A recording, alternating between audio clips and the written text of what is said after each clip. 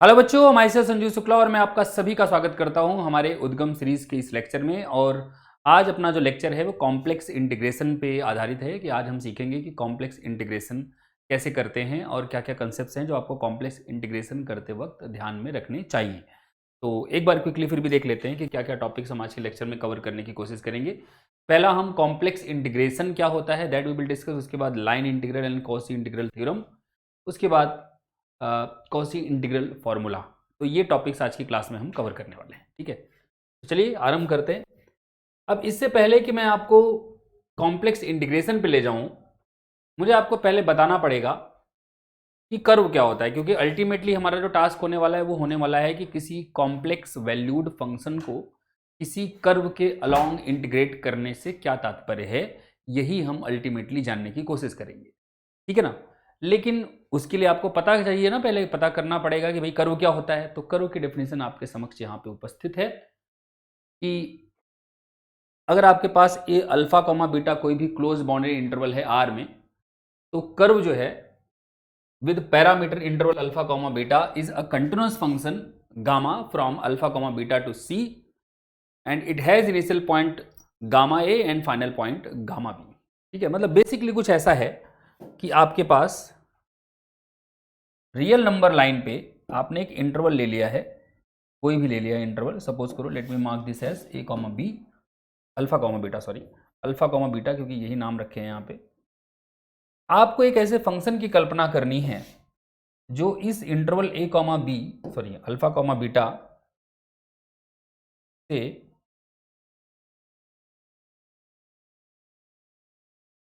Complex plane तक हो। Alpha comma beta से कहां तक हो? Complex plane.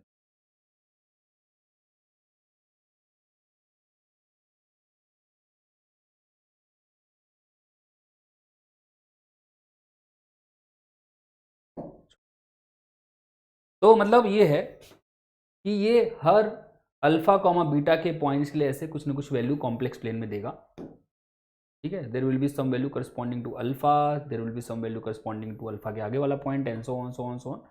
ये सारे पॉइंट जब आप ऐसे मैप कर दोगे you will get some curve जिसका स्टार्टिंग पॉइंट होगा गामा ए और एंड पॉइंट होगा gamma B, sorry gamma alpha. यहाँ अल्फा है ना, अल्फा बीटा ले रहे हैं। This will B gamma alpha and this will B gamma.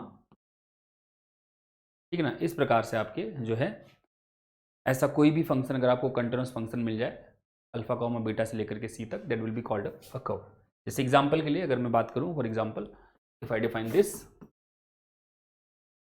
Gamma from close interval 0 comma pi by 2 to c and let this be defined like gamma t equals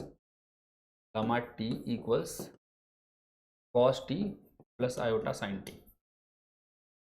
ठीक है ना। तो cos t plus iota sin t gamma t अगर आप define कर रहे हैं तो ये जो है आपका आर्क बनेगा एक सर्कल का। कैसे बनेगा? तो यहाँ आपका 0 से पाई बाई 2 है, यहाँ आपका ये कॉम्प्लेक्स प्लेन है। जब आप 0 पे वैल्यू निकालोगे तो cos 0 1 sin 0 0, तो पॉइंट आएगा अपना 0 पे जो वैल्यू आएगी बेसिकली ये पॉइंट आएगा 1,0। ऐसे ही पाई बाई 4 पे निकालोगे तो यहाँ कुछ वैल्यू आएगी 1/√2 1/√2। ऐसे पाई बाई 2 पे निकालोगे तो cos पाई बाई 2 0 हो जाएगा, sin पाई बाई 2 1 हो जाएगा। ऐसे ट्रेस हो जाएगा डायरेक्शन। ठीक है ना। एक नेचुरल डायरेक्शन भी आती है जब आप टी की वैल्यूज़ यहाँ से रखते हो 0 पाई बाई 2 से, या फिर जो भी इंटरवल दिया है वहाँ से। ठीक है ना। एक नेचुरल डायरेक्शन भी आती है जैसे जैसे आपकी टी की वैल्यू इंक्रीजिंगली आप पुट करते जाते हो। ठीक है ना।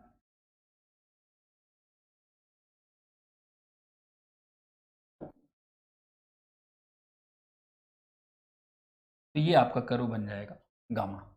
इस प्रकार से कोई भी close and bounded interval real numbers का लेकर के आप, है ना, एक फंक्शन की अगर आप जो है ऐसे एक फंक्शन ऐसा डिफाइन कर सकते हैं उस इंटरवल से कॉम्प्लेक्स प्लेन तक जो कंटिन्यूस हो, तो हम उसको एक कर्व बोल देंगे। ठीक है, क्या बोल देंगे? कर्व। अब क्लोज कर्व क्या होता है? तो क्लोज कर्व ऑब्वियसली जैसा कि नाम से ही पता चल रहा है क्लोज है कर्व, तो इसका मतलब फाइनल और इनिशियल पॉइंट सेम होना चाहिए, मतलब गामा अल्फा वही होना चाहिए जो गामा बीटा है। तो कोई भी गामा अगर अल्फा कॉमा बीटा से लेकर के सी तक कोई भी कर्व है तो उसको क्लोज कहा जाएगा अगर gamma alpha is same as gamma beta. जैसे एग्जांपल के लिए अगर मैं बात करूं इस कर्व की, गामा की मैं बात कर रहा हूं 0, 2 पाई से लेकर के सी तक, gamma T equal to cos T plus iota sine T. तो आपको पता है कि जब आप गामा 0 निकालोगे तो that will be cos 0 plus iota sine 0। Cos 0 0 है, सॉरी 1 है, साइन 0 क्या नाम है आपका 0 है, तो this point will be 1 only, right. जब आप गामा 2 पाई निकालेंगे तो gamma 2 pi will be cos 2 pi plus iota sign 2 pi. Cos 2 पाई जो है वो 1 है, साइन 2 पाई 0 है, तो ये 1 आ जाएगा। So gamma 0 equal to gamma 1। Gamma 0 equal to gamma 2 pi. तो यहाँ पे जो कर्व गामा है, gamma is a close set.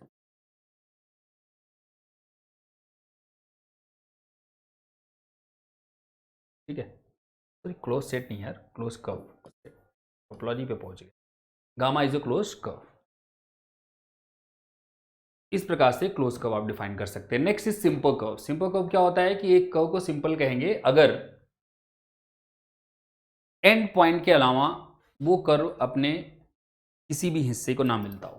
मतलब जो एंड पॉइंट्स है ज़्यादा से ज़्यादा क्या हो कि फाइनल और इनिशियल पॉइंट सेम हो सकते हैं in the case when the curve is closed, but उसके अलावा जो है कभी भी कोई भी पॉइंट दूसरे पॉइंट को इंटरसेक्ट, मतलब कर्व अपने आप को कहीं इंटरसेक्ट ना करे, मतलब अपने आप को कहीं और ना मिले एंड पॉइंट्स के अलावा, ज़्यादा से ज़्यादा एंड पॉइंट पे मिले। वैसे तो कहीं भी ना मिले तब भी सिंपल बोल देंगे, बट ज़्यादा से ज़्यादा अगर वो अपने एंड पॉइंट्स पे मिले तो उसको हम बोलेंगे कि वो एक सिंपल कर्व है। सिंपल कर्व मतलब ऐसा कुछ कर्व, ऐसा जैसे ये भी एक सिंपल कर्व का एग्जांपल है। अगर यहाँ से स्टार्ट हुआ यहाँ पहुँच गया, है ना, एक सिंपल कर्व का एग्जांपल ये भी हो सकता है। यहाँ से स्टार्ट हुआ और यहीं वापस आ गया, ये भी एक सिंपल कर्व है। बट अगर ऐसा कोई कर्व हो आपके पास, कुछ भी ऐसा है, तो ये स्टार्ट ए से हुआ, आया वहीं पे, लेकिन अपने आप को एंड पॉइंट, फाइनल पॉइंट और इनिशियल पॉइंट के अलावा भी कहीं पे कट कर रहा है, तो this curve is not simple. ठीक है ना, ये सिंपल है, ये भी सिंपल है, that fellow right there is not a simple. ठीक है, जैसे भी गया हो तो मुझे ध्यान भी नहीं कैसे गया था ना, ऐसे, है ना। ठीक है, तो close curve, not close curve पता चल गया आपको, simple curve, not simple curve पता चल गया आपको, सिंपल क्लोज कर्व भी हो सकते हैं, है ना। सिंपल क्लोज कर्व क्या होता है, ये सिंपल क्लोज कर्व की डेफिनेशन है, this is trace of a curve. Simple close curve का मतलब होता है जो कर्व क्लोज भी है ऑब्वियसली और सिंपल भी है, मतलब अपने आप को केवल और केवल एंड पॉइंट्स पे इंटरसेक्ट कर रहा है, मतलब केवल फाइनल और इनिशियल पॉइंट ही सेम है और कोई दो पॉइंट सेम नहीं है, ऐसे समझो। ठीक है, अब कोई भी कर्व अगर आपके पास है, ट्रेस ऑफ कर्व डिफाइन कर रहे हैं कि अगर आपके पास कोई भी कर्व गामा है तो उसका ट्रेस बेसिकली क्या होता है कि उसका इमेज होता है ना, इमेज सेट। कर्व एक फंक्शन होता है किसी इंटरवल अल्फा कॉमा बीटा से सी तक, तो जो आपका अल्फा कॉमा बीटा इंटरवल है उसका इमेज अंडर गामा जो आता है उसी को हम ट्रेस ऑफ गामा बोलते हैं। ठीक है ना, what is trace of gamma, this gamma of alpha comma beta which will contain points like gamma t where t belongs to alpha comma beta. This is called trace of gamma and it is usually denoted by gamma star. इसे denote करते हैं gamma star से। फिर हम कहेंगे कि एक curve जो है गामा वो लाई करता है किसी सेट S में अगर उसका जो ट्रेस है वो S का सबसेट बन जाए, है ना। तो अगर trace of gamma is contained in S तो हम कहते हैं कि गामा लाइज इन S। ठीक है, और एक चीज यहां से आप और देख पा रहे हैं कि क्योंकि आपने गामा को कर्व बोला है तो गामा कंटिन्यूस होगा, और क्योंकि आपका अल्फा कॉमा बीटा जो इंटरवल है ये एक कॉम्पैक्ट इंटरवल है, कॉम्पैक्ट सेट है, और कंटिन्यूस फंक्शन जो है वो कॉम्पैक्ट सेट को कॉम्पैक्ट सेट पे मैप करते हैं, तो अल्फा कॉमा बीटा का जो इमेज आएगा अंडर गामा वो एक कॉम्पैक्ट सेट आएगा, मतलब क्लोजर बाउंडेड सेट आएगा, है ना। तो वही ये कह रहे हैं कि जो ट्रेस आएगा, है ना, अगर गामा जो है कोई भी कर्व है तो definitely gamma is compact being gamma star, sorry यहाँ गामा स्टार आएगा, gamma star will B compact, मतलब जो ट्रेस होता है किसी भी कर्व का वो एक कॉम्पैक्ट सेट आता है, क्लोज एंड बॉन्डेड, ठीक है ना। तो gamma star will be a close and bounded set. चलिए आगे चलते हैं। स्मूथ कर्व क्या होता है? A curve gamma is said to be smooth if the function gamma has a continuous derivative on its parameter interval alpha comma beta, है ना। Continuous derivative मतलब डेरिवेटिव एग्जिस्ट करे और वो कंटिन्यूअस भी हो, अगर ऐसा है तो उसको हम स्मूथ कर्व कहते हैं, ठीक है। Now next definition is path. Path क्या होता है? What is a path? तो देख सकते हैं आप, path is the join of finitely many smooth curves. Finitely many smooth curves का ज्वाइन, है ना। हालांकि ज्वाइन की यहाँ पे एक अलग प्रकार से डेफिनेशन भी दी जा सकती है, बट अभी ज्वाइन का मतलब जो है, आप जो आपका इंट्यूशन कह रहा है वही समझो कि दो कर्व को ज्वाइन करने का मतलब है। मैं उसको एल्जेब्राइकली या कह दो कि मैथमेटिकली नहीं डिफाइन करने जा रहा। ज्वाइन का मतलब यही है कि एक कर्व अपना अगर ये है ना, यहाँ से यहाँ अगर ए से बी गया, फिर बी से कोई और कर्व स्टार्ट हो गया, मान लो बी से सी तक मान लो ये चला गया, तो ये अगर ये गामा 1 है, ये गामा 2 है, तो जो ये है गामा 1 और गामा 2 का ज्वाइन कहलाएगा। ये पूरा कर्व यहाँ से ए से लेकर के सी तक जो कर्व बनेगा, then will be join of gamma 1 and gamma 2। और कैसे ज्वाइन डिफाइन होता है उस पर हमको नहीं जाने का, ठीक है ना। गामा 1 गामा 2 का ज्वाइन का मतलब ये है, वो आपको क्लियर हो गया होगा। स्मूथ क्या नाम है, कर्व का ज्वाइन, है ना। तो जो दो स्मूथ कर्व का ज्वाइन होगा उसको हम क्या बोलेंगे? पाथ बोलेंगे। So this is going to be a path. Next is circline paths and contours. पहली बात तो आपको ये समझना है कि लाइंस कैसे हम रिप्रेजेंट करेंगे, लाइन सेगमेंट्स। ये बड़ी यूजुअल सी डेफिनेशन है जो हमेशा आपको बताई जाती है कि for any U and V in complex plane the image of the path given by gamma T which is 1 minus T into U plus T into V, और टी कहाँ से ले रहे हैं? क्लोज इंटू 0,1 से। तो this will give you the line segment joining U and V in complex plane, है ना। This will give you the line segment joining U and V in the complex plane, ठीक है। और this will be traced from U to B. जैसे आप T की value 0 रखोगे तो आपका जो है ये पूरा खत्म हो जाएगा और यहाँ से आ जाएगा 1 इंटू यू मतलब यू। और जैसे जैसे आप टी की वैल्यू बढ़ाते जाओगे 1 की तरफ ले जाओगे, जैसे ही 1 होगा तो ये वाला 0 हो जाएगा और ये वाला वी हो जाएगा। तो यू से लेकर के वी तक के सारे पॉइंट ट्रेस हो जाएंगे इस कर्व के द्वारा, ठीक है। इसको बोलते हैं line segment joining U and V which is trace from U to V. Next, any circular arc traced clockwise is an image of path gamma where gamma t is a plus r e to the power it, where t belongs to theta 1 to theta 2 and with a is some complex number, r obviously radius है तो it will be greater than 0 and theta 2 minus theta 1 will be less or equal to 2 pi and greater or equal to 0।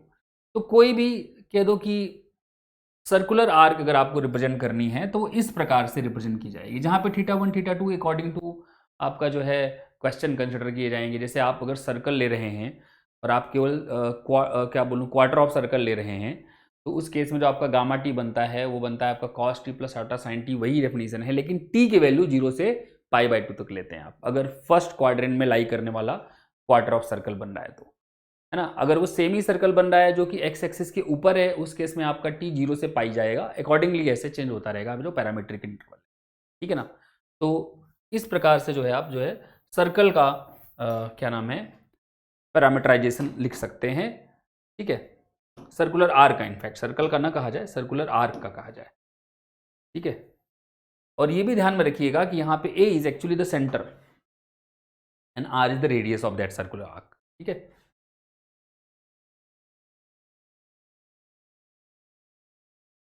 अब सर्कलाइन paths and contours क्या होते हैं? A circline path is defined to be a path which is the join of finitely many paths of type 1 and 2। Type 1 ये हो गया line segments and type 2 हो गया अपना क्या नाम है सर्कुलर आर्क। तो लाइन सेगमेंट और सर्कुलर आर्क के फाइनाइट यूनियन से मिलके जो भी आपका क्या नाम है पाथ बनता है उसको सर्कलाइन पाथ कहते हैं। मतलब ऐसा कुछ कि भाई मान लो जैसे मैंने एक ऐसे लाइन बना दी, फिर उसके बाद ये मान लो अपना एक हो गया गामा 1 हो गया, ए से बी चला गया, फिर मान लो मैंने जो है एक ऐसे बना दिया, है ना।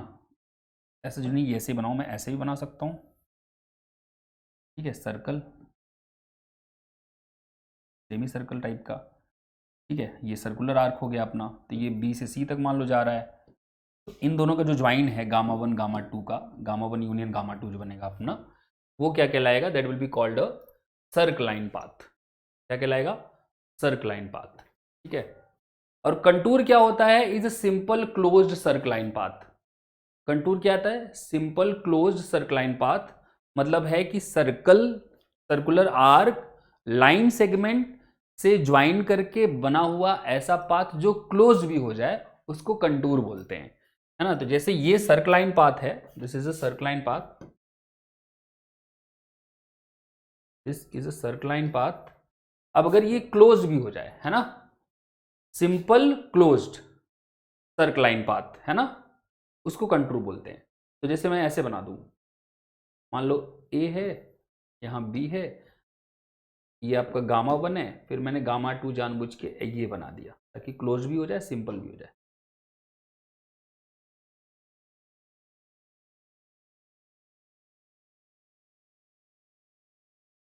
ठीक है। तो ये अपना जो है गामा 2 हो गया, तो ये क्लोज भी हो गया और सिंपल भी है ना। तो ये जो है एक सर्कलाइन, ये एक कंटूर कहलाएगा, कंटूर। ये कंटूर है और वो जो है आपका सर्कलाइन पाथ है। ठीक है। तो ये डेफिनेशंस क्लियर करते चलो। और next is positively oriented curve का क्या मतलब है? When do we say that a curve is positively oriented? क्या तात्पर्य है इस बात से कि कर्व पॉजिटिवली ओरिएंटेड है? तो कह रहे हैं कि we define contour gamma, contour की बात कर रहे हैं एक्चुअली, कर्व की नहीं, कर्व के पॉजिटिवली ओरिएंटेड होने की बात नहीं कर रहे, कंटूर की बात कर रहे हैं। So let me just make here a correction, it should be contour. Okay, wrong colour,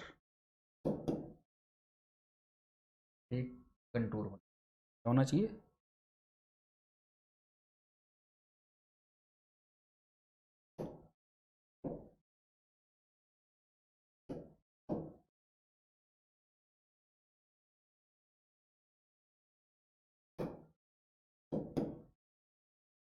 तो क्या होता है? We define a contour gamma to be positively oriented if as T increases gamma T moves anticlockwise round any point inside it. मतलब ये है कि जैसे मैं कोई भी ऐसे कोई भी कर्व बना देता हूँ गामा, ठीक है, और सपोज करो टी की इंक्रीजिंग डायरेक्शन में ऐसे जा रहा है ये, है ना, कंटूर है। अच्छा, कोई भी कर्व गामा नहीं, this is he is talking about contour.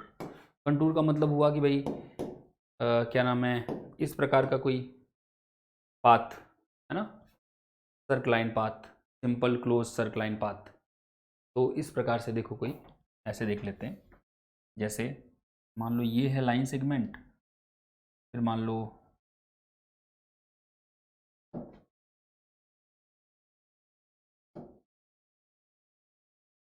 ये ले लेते हैं सिंपल।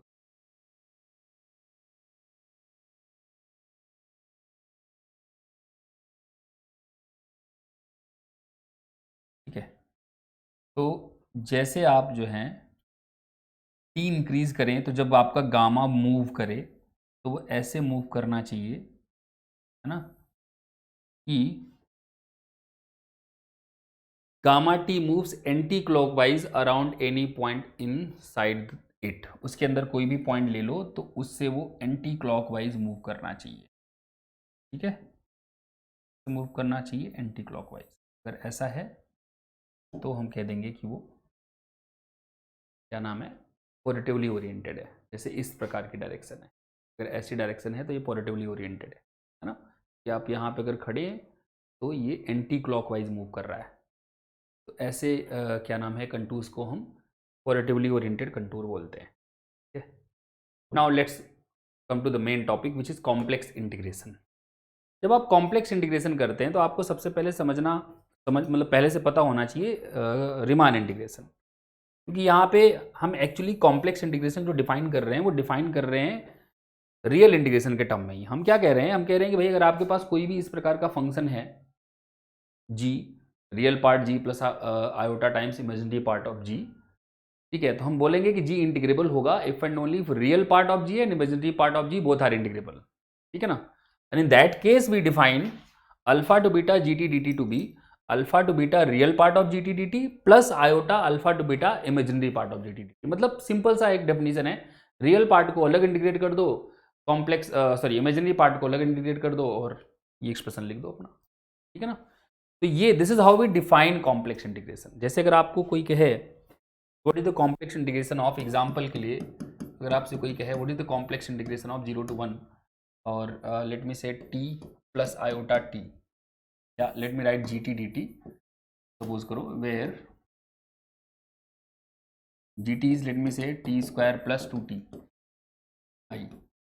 अगर ये आपसे कहते हैं तो अब आपको पता है रियल पार्ट जो है gt का वो कुछ और नहीं बल्कि t स्क्वायर है, और जो इमेजिनरी पार्ट है gt का वो कुछ और नहीं बल्कि 2t है, i2t लिख दो यहाँ, i2t, ठीक है। तो जब मैं इसका इंटीग्रेशन करूंगा 0 से 1 gt dt का, तो जो डेफिनेशन है अपनी, क्योंकि ये दोनों कंटिन्यूस फंक्शन है तो दोनों इंटीग्रेबल हैं, तो जब ये इंटीग्रेबल होते हैं तो ये कहते हैं कि रियल पार्ट को अलग इंटीग्रेट कर दो plus iota times imaginary part को अलग इंटीग्रेट कर दो, है ना। तो क्या रहेगा इसका इंटीग्रेशन, इसका इंटीग्रेशन आ रहेगा t³ 0 से 1 प्लस आयोटा 2 इंटू t²/2 0 से 1, तो ये हो जाएगा 1/3 1³ माइनस 0 प्लस 2 कैंसिल हो गया, आयोटा 1² माइनस 0,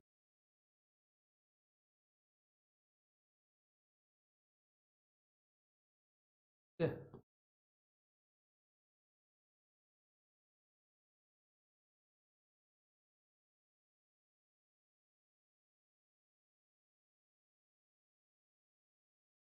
ठीक है ना, तो 1/3 plus iota will be the answer. इस प्रकार से इंटीग्रेशन, कॉम्प्लेक्स इंटीग्रेशन जो है वो डील किया जाता है, ठीक है। Now we are going to define the next thing which is complex integration along a path, integration along a path. तो मैं ये पूरी इतनी सारी डिटेल लिखी हुई है, पूरा क्या नाम है व्हाइट बोर्ड भर के, इसमें मेन चीज़ आपको ये समझनी है कि गामा कोई पाथ दिया होगा, कोई आपको उसका पैरामीट्रिक इंटरवल ऑब्वियसली दिया होगा अल्फा कॉमा बीटा, है ना। और ये कह रहे हैं कि मान लो ऐसे पॉइंट मिल रहे हैं t0, मतलब एक पार्टीशन अल्फा कॉमा बीटा का ऐसा मिल रहा है कि जो आपका गामा है जब उसको इन सब इंटरवल्स पर रिस्ट्रिक्ट कर दिया जाए तो वो गामा जो है वो क्या होगा, एक कंटिन्यूसली डिफरेंशिएबल फंक्शन होगा, ठीक है। मतलब बेसिकली पीस वाइज स्मूथ क्या नाम है गामा लेके चल रहे हैं। अगर शॉर्ट इतना कुछ को ऐसे पढ़ दिया जाए तो वो कह रहे हैं कि पीस वाइज स्मूथ जो है आपका गामा है, ठीक है। तो at each interval H each intermediate point T के गामा डैश में नॉट एग्जिस्ट, मतलब जो ये टी के वाले पॉइंट्स है जो सब इंटरवल के, वही नहीं एग्जिस्ट करने का मतलब क्या हुआ, पूरे इंटरवल पे एग्जिस्ट कर रहा है, बस वो जो points finite number of points आपने चूज किए हैं वहां पे डेरिवेटिव एग्जिस्ट नहीं कर रहा है, मतलब पीस वाइज स्मूथ हो गया वो। तो gamma is given to be piecewise smooth on the interval alpha comma beta. In that case अगर आपके पास कोई फंक्शन है जो गामा स्टार मतलब ट्रेस ऑफ गामा से सी तक डिफाइंड है, the function has to be defined on trace of gamma, ठीक है ना। फंक्शन एफ जो है वो अल्फा कॉमा बीटा पे नहीं डिफाइंड है, अल्फा कॉमा बीटा पे तो गामा डिफाइंड है, जो एफ है वो गामा के ट्रेस पे डिफाइंड है, इमेज ऑफ गामा पे, ठीक है ना। तो ऐसा फंक्शन अगर कोई डिफाइंड है और वो कंटिन्यूअस है तो हम क्या डिफाइन करते हैं, ये एक सिंबल हमने बनाया है, हम कहते हैं कि भाई एफ जेड का जो है गामा के अलोंग, इसको पढ़ते क्या है, इसको हम कहते हैं कि एफ जेड का गामा के अलोंग लाइन इंटीग्रल, ठीक है ना। वो हम डिफाइन कैसे कर रहे हैं, it is the complex integral alpha to beta where alpha beta are the end points of that parametric interval of gamma, है ना।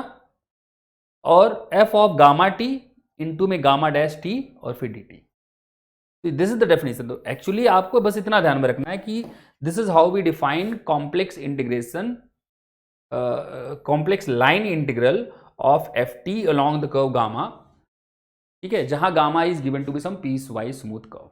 अगर ऐसा है तो इस प्रकार से हम डिफाइन करते हैं, ठीक है ना। जैसे एग्जांपल के लिए, फॉर एग्जांपल सपोज करो I have this, let me define gamma 0,12 से complex plane like this, that gamma t equals t square plus 2t, है ना, t square plus 2ti just say, and suppose f is a function defined from gamma star मतलब trace of gamma to complex plane। कैसे defined है कि f अगर आपको किसी भी पॉइंट z पे निकालना है, किसी भी पॉइंट z पे निकालना है तो that will be z square, है ना, क्या हो जाएगा जेड का स्क्वायर, या let me right like this, real Z का स्क्वायर, रियल जेड का स्क्वायर। अब अगर मुझे इंटीग्रेशन निकालना है, तो फंक्शन कंटिन्यूअस, उसमें कोई दिक्कत नहीं है। अगर मुझे इंटीग्रेशन निकालना है along the curve gamma of this F Z D Z, definition कहता है कि भाई ये कुछ और नहीं बल्कि इंटीग्रेशन होगा, लिमिट कहाँ से कहाँ लगेगी, लिमिट लगती है गामा के पैरामीटर इंटरवल वाली, मतलब 0 से 1, उसके बाद एफ ऑफ गामा टी, फिर उसके बाद गामा डैश टी इंटू में डी टी, ठीक है ना, गामा डैश टी इंटू में, ये जो है आपका एक्चुअल फॉर्मूला है। तो जब अपने फंक्शन का इंटीग्रेशन हम निकालेंगे along the curve gamma F Z D Z, तो वो हो जाएगा आपका 0 से 1, और एफ ऑफ गामा टी कितना है, गामा टी है अपना T square plus 2t iota, into में गामा डैश टी क्या होगा, गामा डैश टी मतलब इसका डेरिवेटिव निकाल लो, तो गामा डैश टी आपका आ जाएगा, कितना आ जाएगा, gamma dash T will be 2t plus 2 आई, है ना, gamma dash T will be 2t plus 2i, है ना, तो इंटू में हो गया 2t plus 2i, 2t plus 2i into में dt, तो ये हो जाएगा अपना 0 से 1। अब f किसी z के साथ क्या करता है, उसके रियल पार्ट का स्क्वायर कर देता है, इसका रियल पार्ट है टी स्क्वायर, तो टी का स्क्वायर कर देगा, ये टी स्क्वायर का स्क्वायर कर देगा, है ना, इंटू में ये भाई साहब हैं ही 2t प्लस 2i इंटू में dt, ये क्या हो जाएगा फर्दर, दैट विल बी 0 से 1, और ये हो जाएगा t की पावर 4, और यहाँ रहेगा आपका 2t प्लस 2 आयोटा इंटू में dt, which will be 0 to 1 twice t to the power 5 dt plus iota twice, यहाँ से t to the power 4 हो जाएगा, 0 to 1 t to the power 4 dt is equal to, अब t की power 5 का integration, t की power 5 का integration हो जाएगा t की पावर 6/6, 0 से 1 प्लस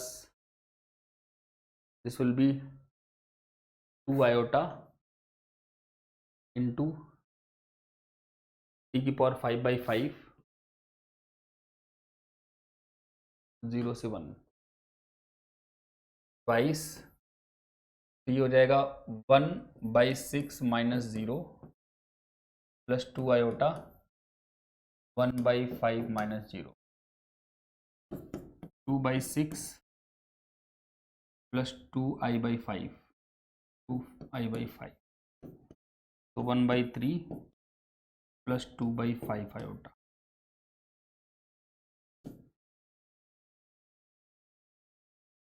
ठीक है।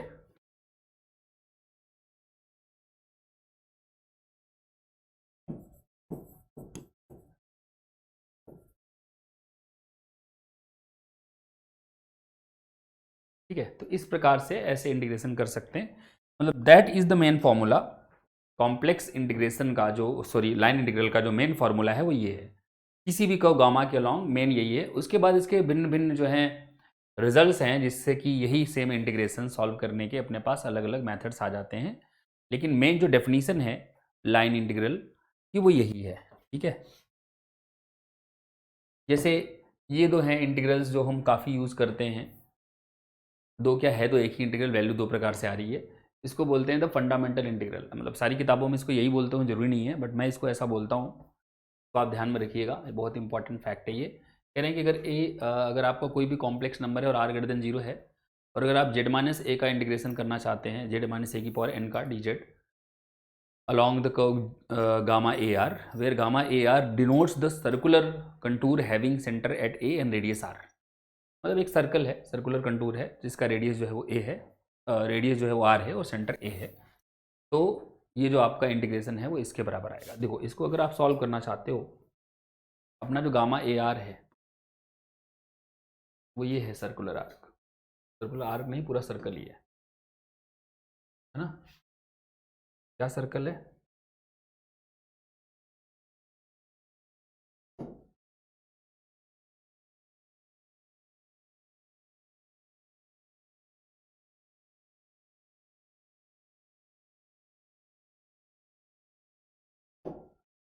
क्या सर्कल है? सर्कल है जिसका सेंटर जो है सेंटर ए पे है, तो ये नहीं होगा, कहीं होगा, सेंटर इसका ए पे है,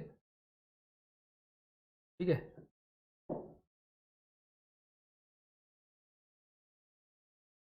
और रेडियस इसकी आर है। रेडियस इसकी कितनी है? मतलब आपका जो है ये लेंथ अगर कही जाए,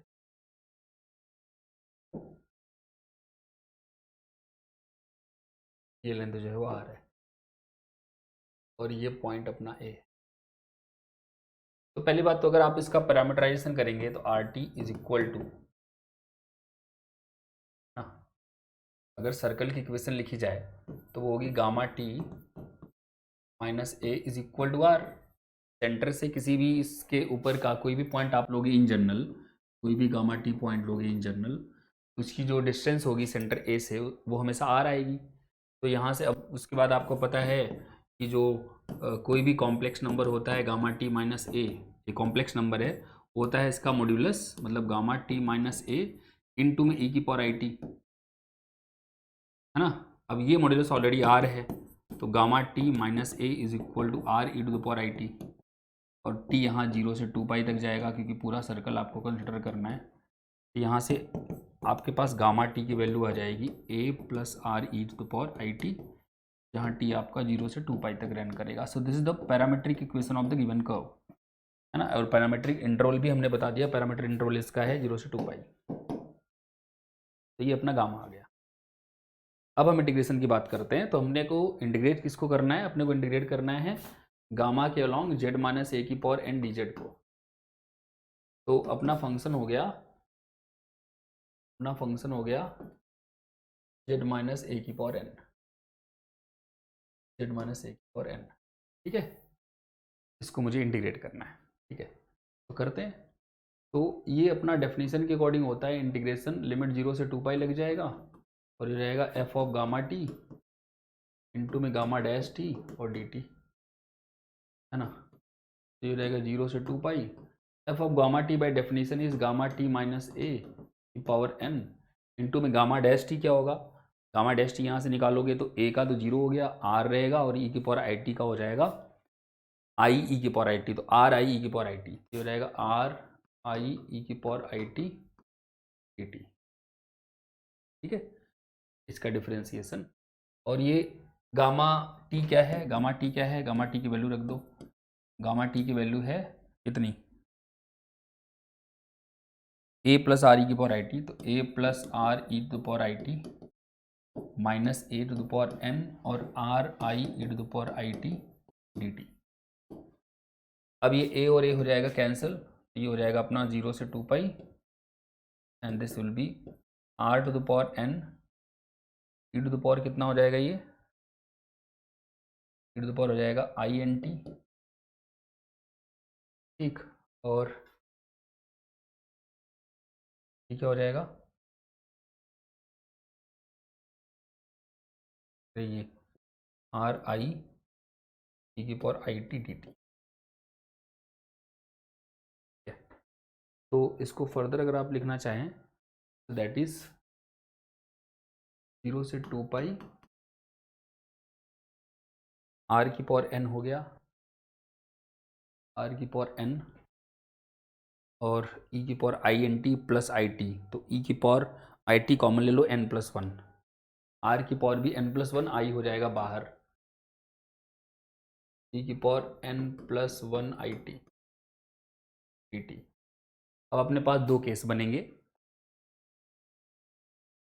एक बनेगा जब n आपका -1 ना हो, तो 0 से 2 पाई, है ना, और r की पावर n प्लस वन और e की power n plus one I T D T. और एक जब n -1 हो जाए, जब n -1 हो जाएगा तो यहाँ i हो जाएगा, और यहाँ 0 से 2 पाई हो जाएगा, और n -1 हो गया तो r की पावर 0, है ना, तो r की पावर 0 हो गया, और e की पावर व्हाट 0, ये भी n प्लस वन 0 हो जाएगा ना, e की पावर 0 आई टी और डी टी। अब जब n नॉट इक्वल टू -1 है तो आप देखो ये इंटीग्रेशन क्या हो जाएगा, दिस इंटीग्रेशन विल बिकम, जब n नॉट इक्वल टू -1 है, ये r की पावर n+1 तो कांस्टेंट है, दैट विल कम आउट, तो जाएगा आयोटा r की पावर n+1, वो बाहर हो गया, और इंटीग्रेशन आपको करना पड़ेगा e की पावर n+1 it, वो जाएगा आपका e की power n+1 it and divided by n+1 iota, और लिमिट आपको लगानी है 0 से लेकर के 2 पाई तक, ठीक है। और यहाँ पे इस केस में ये आपका पूरा ये भी 1 ये भी 1, तो यहाँ पे dt का इंटीग्रेशन होगा, dt का इंटीग्रेशन t आ जाएगा, है ना, तो आयोटा इंटू में t और लिमिट 0 से 2 pi, this is the case when n is equal to -1। अब यहाँ पे देखो ये आपका बन जाएगा, ध्यान से देखना, जब आप e की पावर यहाँ पे t की जगह पे 2 पाई रखेंगे तो वो e की पावर n+1 2 पाई i बन जाएगा, और e की पावर 2 पाई का इंटीजर मल्टीपल आयोटा के साथ वो हमेशा 1 देता है, और e की पावर 0 भी 1 देता है, तो ये बेसिकली 1 - 1 होके 0 हो जाएगा, ठीक है। तो वो ऊपर वाला हो जाएगा आपका 0 जब n नॉट इक्वल टू -1 है, और जब n इक्वल टू 1 है, यहाँ 2 पाई -0 तो 2 पाई आएगा, तो 2 पाई i आ जाएगा अगर n आपका हो जाएगा -1, ठीक है। तो ये इंटीग्रेशन अपना आ गया, ये ध्यान में रखिएगा, इस फंक्शन का z - a की पावर n dz का इंटीग्रेशन जो है ये आता है, ठीक है। ये बड़े काम का इंटीग्रल है। एक डेफिनेशन है अपोजिट ऑफ अ कर्व, मतलब डेफिनेशन तो ये है अपोजिट ऑफ अ कर्व, अगर आपको डिफाइन करना है भाई, अगर आपका कर्व गामा दिया है, उसका parameter interval alpha comma beta है, तो आप माइनस गामा एक कर्व डिफाइन कर सकते हो, उसका parameter interval alpha comma beta ही होगा, लेकिन वो डिफाइन कैसे होगा कि माइनस गामा टी जो है वो डिफाइंड होगा gamma of alpha plus beta minus T. अब हो क्या रहा है कि जब आप टी की वैल्यू अल्फा रखोगे तो ये आपका जो पॉइंट आएगा बीटा आ जाएगा, गामा बीटा आ जाएगा, मतलब जो गामा का लास्ट पॉइंट था, फाइनल पॉइंट था, वो माइनस गामा का पहला पॉइंट हो गया, ऐसे समझो। ऐसे ही चलते चलते चलते, मतलब जब अगला आप रखोगे अल्फा की बजाय अल्फा+1 रखोगे, उसके अकॉर्डिंग यहाँ पे क्या नाम है बीटा -1, मतलब बीटा से पीछे वाला पॉइंट, मतलब उल्टा ट्रेस हो जा रहा है ये। तो लास्ट में जब आप टी की वैल्यू रख दोगे बीटा, तो ये आपका गामा अल्फा बन जाएगा, मतलब जो गामा का स्टार्टिंग पॉइंट था वो माइनस गामा का फर्स्ट पॉइंट बन गया, सॉरी एंड पॉइंट बन गया, है ना। तो इसका मतलब अगर आपका कर्व गामा जो है वो ऐसे ट्रेस हो गया है, सपोज करो ये गामा है, ये ए से बी गया है, तो जो माइनस गामा कर्व होगा वो बी से ए जाएगा, मतलब ये वाला जो कर्व होगा वो माइनस गामा कहलाएगा, जो बी से ए की तरफ जाएगा, ठीक है। इसको बोलते हैं अपोजिट ऑफ कर्व।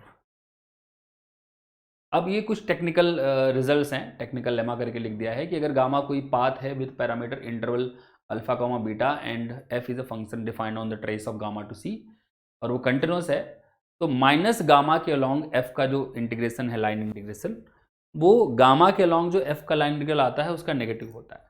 इसी प्रकार से अगर gamma gamma one gamma two का यूनियन है, ज्वाइन है मतलब, है ना, तो जो इंटीग्रेशन अलॉन्ग गामा होगा वो integration along gamma one plus integration along gamma two हो जाएगा, ठीक है ना।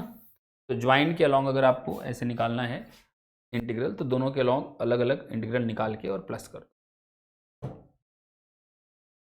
ये एक रिजल्ट है जिसको फंडामेंटल थ्योरम ऑफ कैलकुलस कहते हैं, वही एकदम सेम रिजल्ट है जो वहां पे आपने पढ़ा था। ये कहते हैं कि भाई अगर आपके पास लाइन इंटीग्रल किसी ऐसे फंक्शन का चाहिए जो डेरिवेटिव है ऑलरेडी किसी फंक्शन का, गिवन फंक्शन का, है ना, अगर ऐसे फंक्शन का लाइन इंटीग्रल चाहिए, ऐसे फंक्शन का,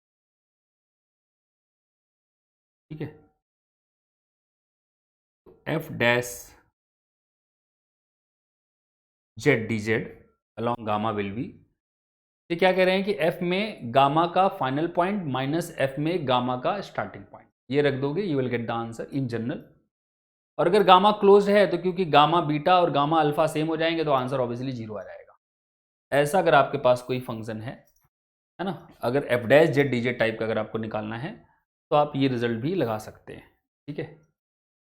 जैसा कि मैंने एक्चुअली अभी लगा दिया था इंटीग्रेशन, जब मैं इसका कर रहा था, यहाँ पे जो मैं ये इंटीग्रेशन लिख रहा हूँ, ये कहाँ से लगा रहा हूँ मैं, ये upper limit minus lower limit, वो वही यूज़ कर रहा हूँ, ठीक है, फंडामेंटल थ्योरम ऑफ कैलकुलस। ठीक है ना। अब एक रिजल्ट है जिसको बोलते हैं कॉची थ्योरम। कॉची थ्योरम बड़ी सिंपल सी स्टेटमेंट देता है, कहता है कि अगर आपके पास कोई भी फंक्शन है एफ जेड, अगर वो एनालिटिक फंक्शन है और एफ डैश जेड कंटिन्यूस है at each point within and on the close curve C, then जो इंटीग्रेशन है एफ जेड का along the curve gamma will be always zero. Gamma close curve होना चाहिए, लिखा है कहीं पे? हाँ, गामा क्लोज कर्व। यहाँ पे सी लिखा हुआ है तो यहाँ पे सी लिखो, फिर कर्व के नाम कहीं सी कहीं गामा थोड़ी होंगे। अगर वहाँ सी है तो वहाँ सी होगा, अगर यहाँ गामा है तो यहाँ गामा होगा। तो या तो इसको आप बना दो सी,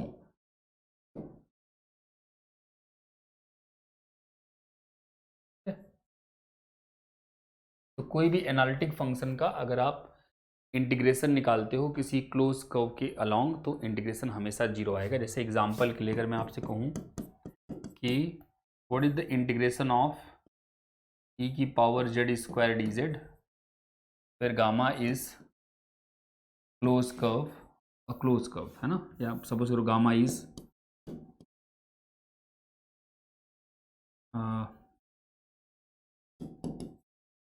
सर्कल विथ सेंटर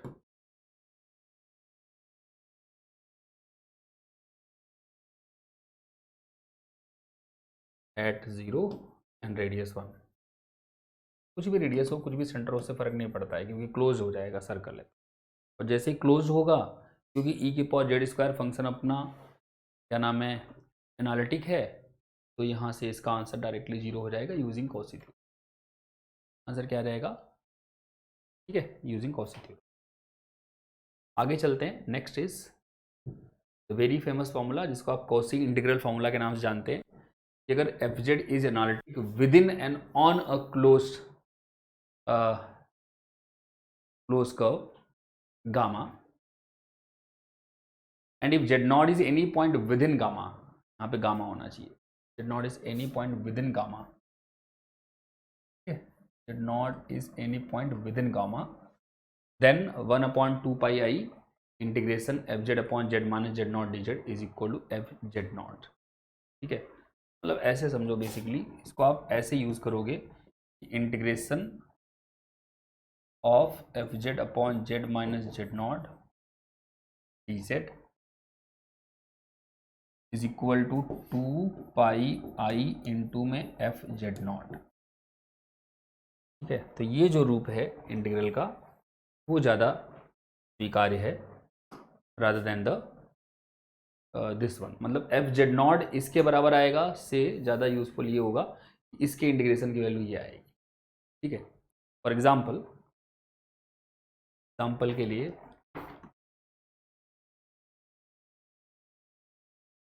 मान लो मुझे कहा है कि भाई मान लीजिए गामा ये है, मान लीजिए गामा है कि भाई mod Z minus mod Z equal to से 2 या 3 ना, और मान लो मैं इंटीग्रेशन निकालना चाहता हूँ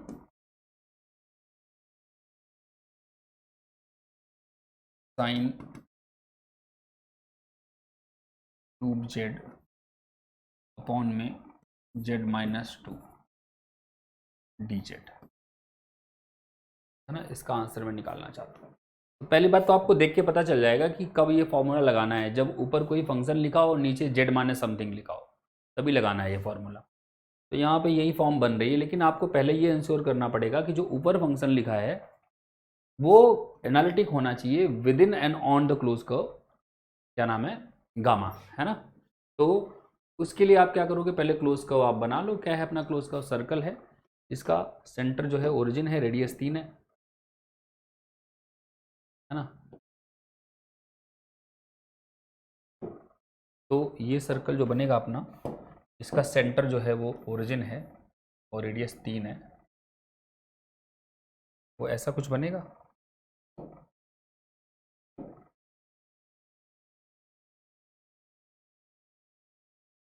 ये 3 हो जाएगा और इसका सेंटर है ओरिजिन 0,0। ठीक है ना। अब देखिएगा ध्यान से, बहुत ही ज़्यादा, जो अपना पॉइंट यहाँ पे 2 लिखा है वो यहाँ कहीं होगा, है ना, अंदर होगा ना, ये 3 है टोटल, तो इससे कम ही होगा कहीं, 2 यहाँ होगा कहीं, तो 2 इनसाइड है कर्व गामा। यहाँ पे आपको दिया था कि Z not inside curve gamma होना चाहिए, Z not is any point with in curve gamma, ठीक है।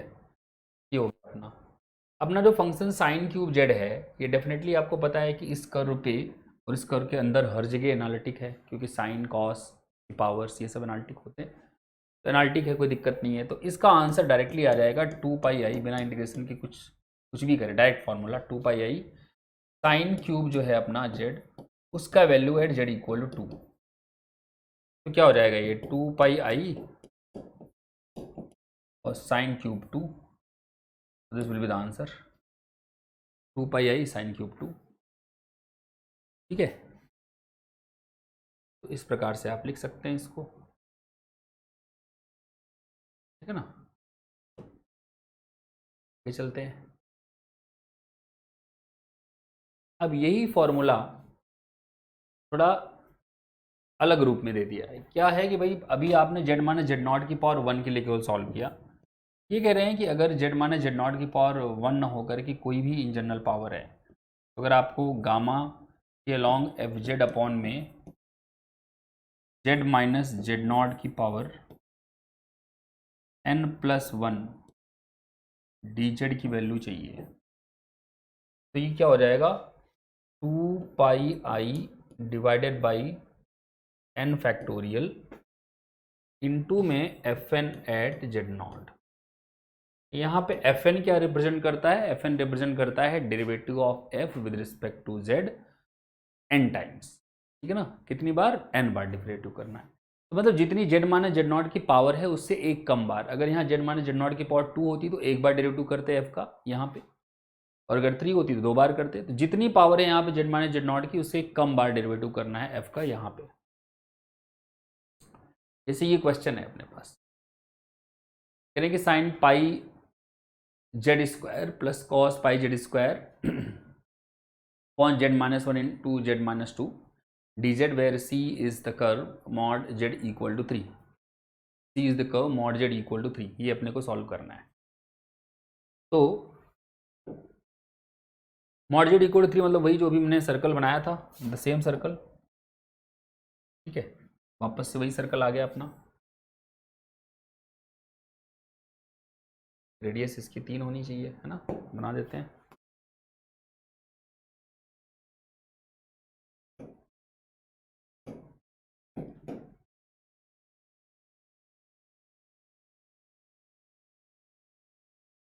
ठीक है, रेडियस 3 होनी चाहिए, मान लो ये 3 है। अब ये पॉइंट 1 और 2 हैं, तो 1 यहाँ कहीं होगा, तो यहाँ कहीं होगा, ठीक है। तो पहली बात तो मैं इसको जो है ना, इसको मैं क्या करूँगा, पहले तो मैं इसका पार्शियल फ्रैक्शन करूँगा। मैं चाहूँगा कि दोनों अलग अलग हो जाए। तो गामा है जैसे ये, तो अगर मैं इसका पार्शियल फ्रैक्शन करना चाहूँ 1 अपॉन में जेड माइनस 1 और जेड माइनस 2 का ऐसे, तो वैसे तो आप a upon Z minus 1 b upon Z minus 2 करके करते हो, लेकिन यही है, सीधी सी बात है, 1 अपॉन में पहले लिख लिया करो, चलो लिख लो, चाहे a प्लस बी अपॉन में जेड माइनस 2। अब क्या करना है कि आपको a की वैल्यू निकालनी है, तो यहाँ जेड माइनस 1 को ढक लो, a की वैल्यू निकालनी है तो जेड माइनस 1 को ढक लो और जेड की जगह पे रख दो 1, तो 1 माइनस 2 हो जाएगा -1, वही वैल्यू आएगी a की, ठीक है। a की वैल्यू आएगी -1, और ऐसे b की वैल्यू निकालनी है तो जेड माइनस 2 को ढक लो यहाँ पे और जेड की जगह पे 2 रख दो, तो आएगी वैल्यू 1, तो b की 1 आएगी और a की -1 आएगी। तो ये दरअसल 1 upon Z minus 2 plus 1 upon Z minus 1 आएगा, सॉरी -1 अपॉन जेड माइनस 1 आएगा। तो चाहे तो जोड़ के देख लो, z minus 1 minus z plus 2, तो 2 माइनस 1 1 हो गया, और z minus 1 into Z minus 2 यही आ जाएगा, तो ये इसकी वैल्यू होगी। अब जो अपना वहाँ पे दिया गया है ये इंटीग्रेशन, जिन्होंने लिखा हुआ है अपना integration along gamma of sine pi Z square, sign pi Z square plus cos pi Z square divided by ये जो भी था अपना जेड माइनस 1 जेड में, तो ये हो क्या जाएगा, ये 2 हिस्सों में डिवाइड हो जाएगा।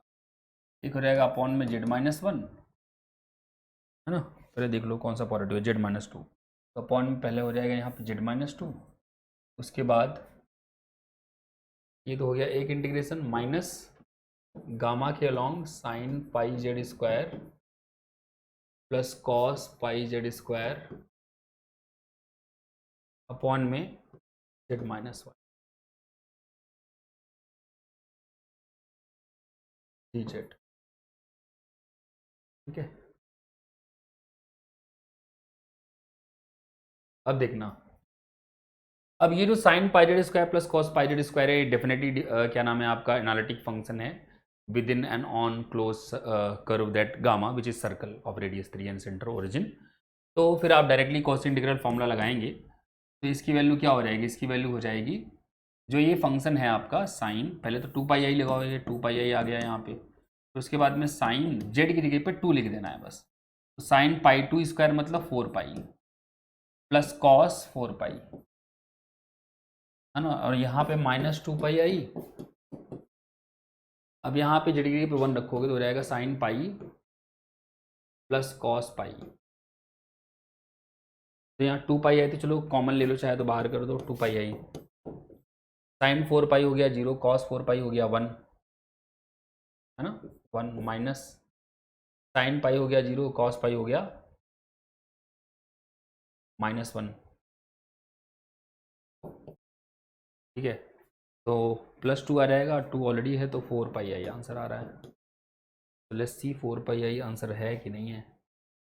4 पाई आई पहला ही है, ए जो है इसका करेक्ट ऑप्शन होना चाहिए, ठीक है ना। अब जो आपका ये इंटीग्रेशन है, कॉम्प्लेक्स इंटीग्रेशन, इसमें आगे कंसेप्ट आपके जो हैं वो और भी इंटीग्रेशन के बहुत सारे तरीके हैं, जिसमें आपको कॉसी रेजिड्यू थ्योरम और क्या नाम है सिंगुलरिटीज़ की मदद से, कैसे बेसिकली वो कॉसी रेजिड्यू थ्योरम ही हो गया, उससे इंटीग्रेशन करना आपको सिखाएंगे।